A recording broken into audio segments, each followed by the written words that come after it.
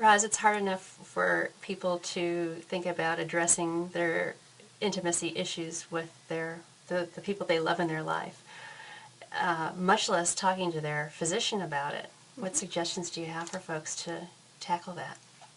I guess the primary suggestion I have is if you're having issues with your sexuality, symptoms coming from your MS, don't wait for your doctor to bring it up, because chances are your doctor won't.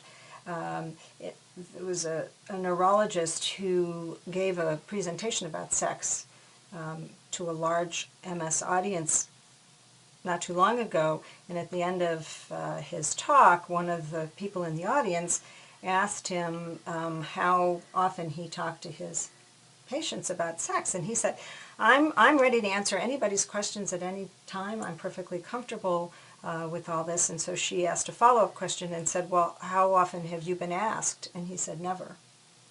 So, I think bottom line here is that your sexuality is a much too important part of your life to leave undiscussed. But if you wait for the healthcare team to bring it up, it might not happen. So recognize that sexual changes are very common in MS.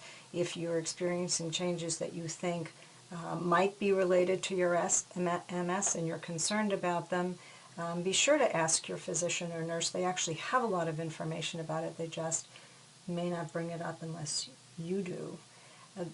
This is challenging for any of us. None of us are particularly comfortable talking about sexuality, as you mentioned. I want to say here that this is a particularly important message for people who are single or who are gay, because the healthcare community is even less likely to address issues of sexuality and intimacy when they're not talking to a married person or a married couple.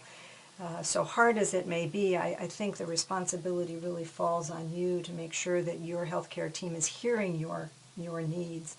And if you feel for any reason that the doctor or nurse you're seeing is not open or not respectful of your needs, no matter what your background is or your sexual orientation, it's really important to find another healthcare provider with whom you feel you can bring up these important issues, because your quality of life is too important to leave in somebody else's hands.